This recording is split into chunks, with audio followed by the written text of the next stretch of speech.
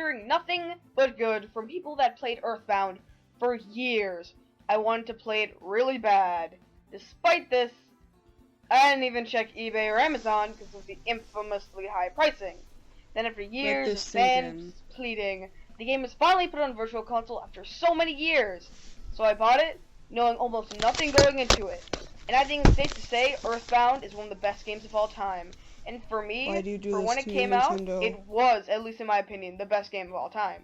Except standards change, and what was acceptable in some places is not acceptable today. More into that later.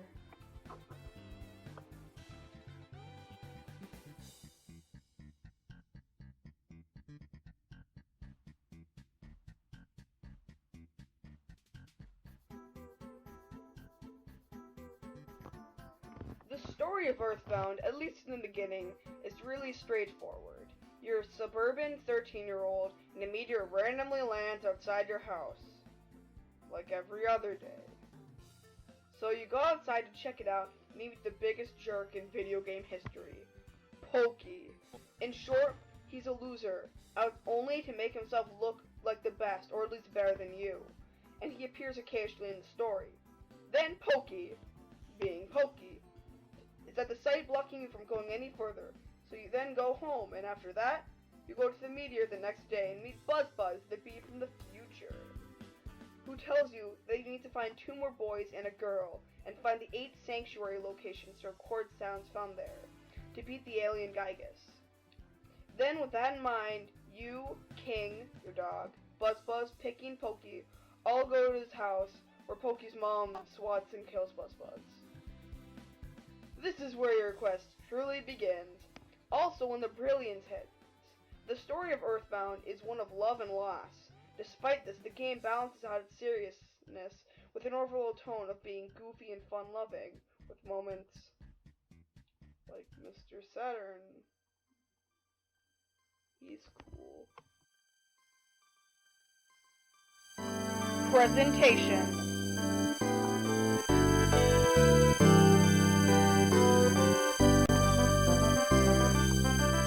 EarthBound's presentation is very simplistic, but this is actually a good thing, because it makes the graphics hold up really well. Also, the graphics style makes you focus more on the dialogue, making it really less of its own thing and more of an element to drive other elements. I love the simplicity because it reflects, at least in my opinion, one of the main themes of the game, everyone being different despite being simple in the looks department.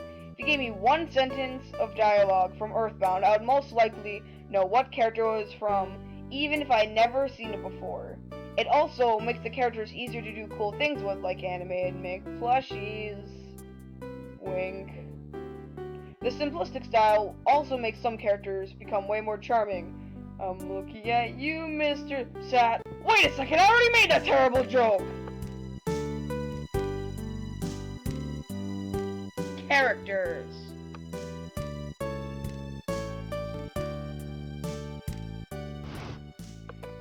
In EarthBound, the main cast comprises of 4 main protagonists and 2 sort of antagonists. The main protagonist is a boy named Ness with psychic powers and potential luck within his soul. The main girl lead is named Paula. She uses PSI attacks mainly in battle, and can pray to do random actions in battle. Jeff is the geek of the group, who can use physical weapons and can fix broken objects. Finally, there's Pooh, the prince of the region, Dalam. He uses some basic PSI attacks, and fights mainly punches and kicks. My favorite thing about each of the characters is that they're all from different in-game parts of the world, like Ness's being from Onnet, Paula being from Tucson, Jeff being from Winters, and Pooh being from Dalam. I love this because it shows a variety of characters around the in-game world. It makes it seem more dramatic when a member walks a long way to help you in your current location.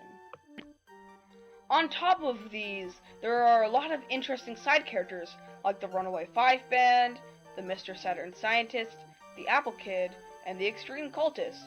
You know, for kids. The 2 antagonists are plot spoilers, so I'm just gonna say they're both forms of Gygus the evil alien. See, now I'm gonna get a bunch of likes and no dislikes, cause there weren't any spoilers. Ah, whatever. People are just gonna dislike it anyway once they see spoilers in the spoiler section. Gameplay.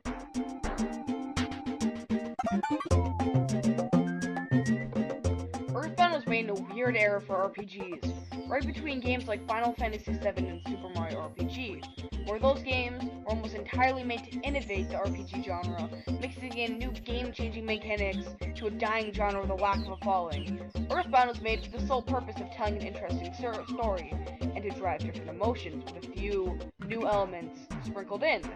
That doesn't mean the game isn't fun, it just means it's structured like a classic NES RPG, with a better sense of heart. EarthBound, like many old RPGs, has a turn-based battle system where every character is attacked, and then they attack. So with all of this, why is the gameplay not shunned upon? Well, unlike other RPGs, EarthBound is a style that doesn't involve magic, or mystical beasts, or monsters, or temmies. It's about living a normal life, with the living things and objects you would normally do in everyday life translated to an RPG like formula. Some examples of this are the weapons you can use. Some include frying pans, baseball bats, pop rockets, rulers. Actually, more on that. The rulers suck. Don't use the rulers. They don't do anything. Those are all things that most of the players have already used, so the players latch onto the characters and feel like the world of the game could someday be real. Also, EarthBound expertly uses its gameplay to convey different emotions, and takes in the fact that it's a video game to heart, leading to some pretty funny dialogue and funny battle mechanics. And because of it, EarthBound is one of the best experiences ever. Sound.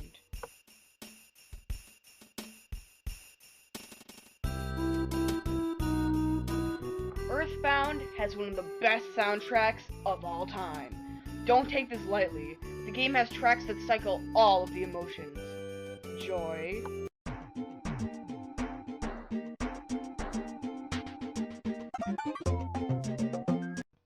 sadness,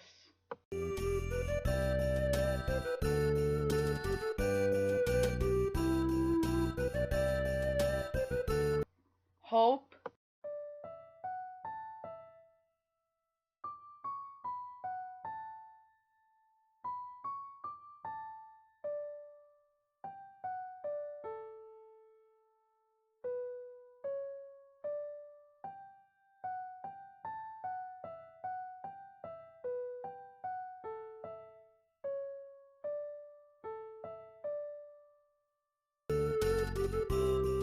the music can be so good, some of it can be thought of as a spoiler for the game.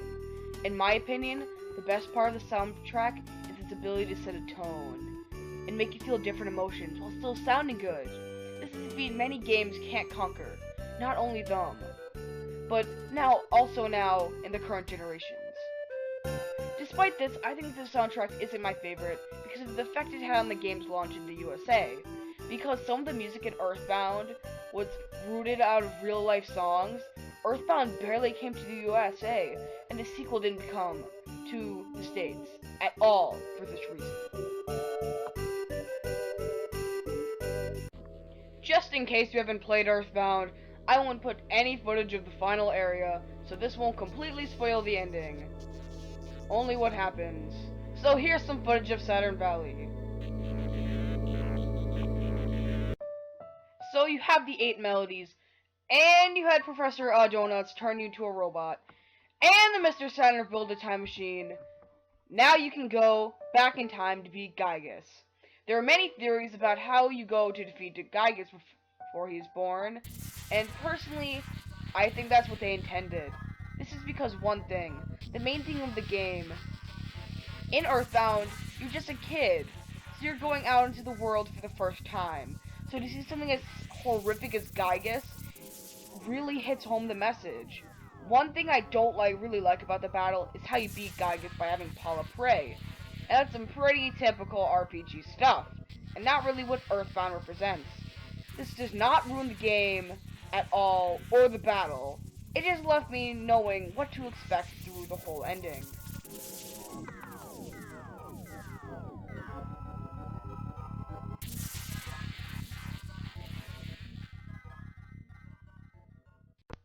grade.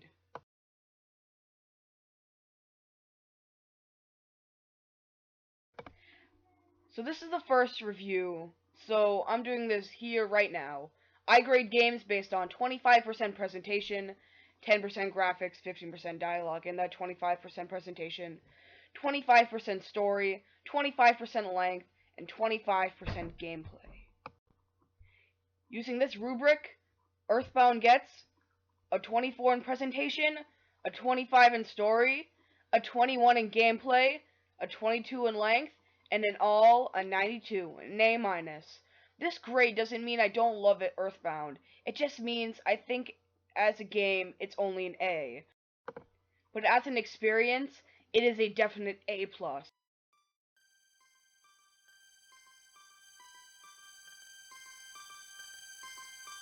In conclusion, EarthBound is a classic RPG that has a story to tell and emotions to give. The slightly lacking elements, like graphics and gameplay, are excused by its other strong suits. EarthBound is not only a game, but it is an experience. It is about growing up and coming of age. The real world won't always be positive, and it won't always be negative. It is a journey waiting to happen. And playing it at the age I did, 13, Ness's adventure, really made me connect to a game made over 20 years ago. That in mind, all Wii owners should get this game. I would say all SNES owners, but unless you have $400 or so to spare, you're probably not going to be looking into the SNES version of EarthBound. Seriously, buying a Wii U and the game is less expensive.